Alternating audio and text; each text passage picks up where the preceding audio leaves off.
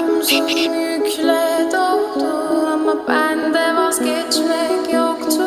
Bitmedi, bitmedi, bitirmedim. Ben özel değilim ya da öyle bir şey, ama sen varken hep böyle hissettim, böyle hissettim.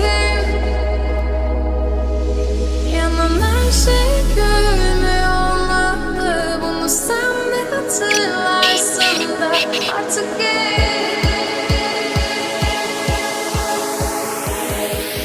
böyle hissettim.